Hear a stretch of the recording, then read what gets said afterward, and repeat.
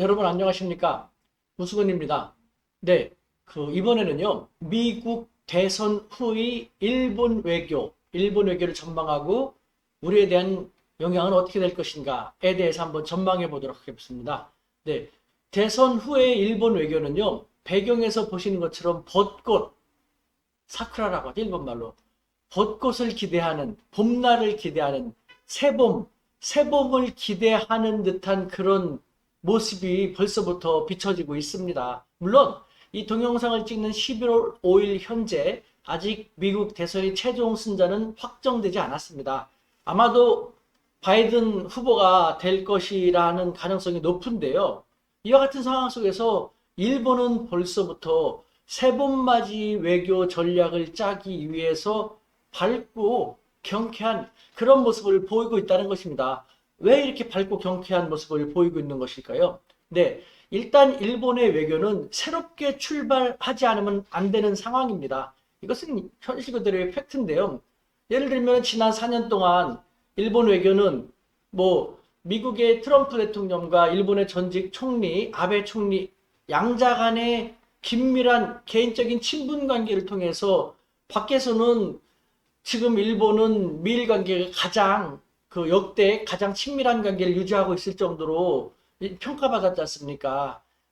이와 같이 미국을 토대로 하는 미국 일변도 외교를 중심으로 쭉 했습니다만 이제는 스가 총리와 바이든 대통령이 집권하게 되면은 새롭게 깔아야 되는 거지 않습니까? 그렇기 때문에 어차피 일본 외교는 새롭게 시작하는 그런 단계에 와 있는 것이죠. 그런데 이 부분이 되게 중요합니다.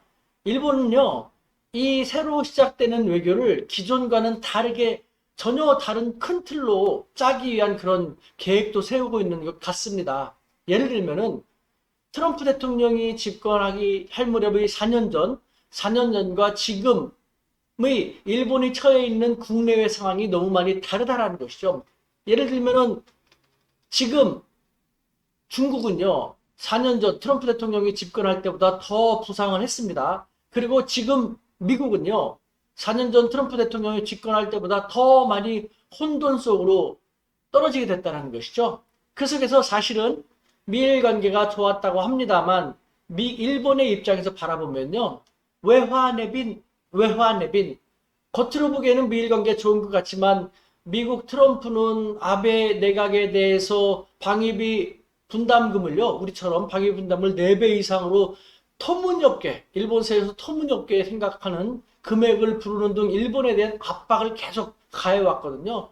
겉으로 보기에는 좋지만 일본의 입장에서는 실익이 하나도 없는 그런 고민 속에 놓여 있었던 것이죠. 그런데 새로 새 판을 깔아야 되는 이 시점에서 중국은 부상했고 미국은 그만큼 또 나락에 떨어져 있는 상태인 것이고 이와 같은 기조는 계속되어 갈 것이라고 판단이 되는 이런 상황 속에서 중국이 아베 전 총리와 달리 스가 현 총리는요, 이데올로기라든가 사상, 좌파, 우파, 공산주의, 사회주의, 민주주의, 여기에 별로 관계하지 않는 실사구시적인 총리다라는 것을 간파하고 있다는 것이죠. 그래서 중국이 일본에 대해서 전임 아베 총리 집권기와 다른 긍정적인 자세를 내비치고 있습니다. 이를 일본도 알고 있기 때문에 일본의 입장에서는 대미 일변도 외교에서 드디어 미국과 중국 사이에서 어느 정도 균형을 잡는 밸런스가 잡힌 그런 외교를 지향하기 위한 그런 외교의 틀을 지금 생각하고 있는 것입니다.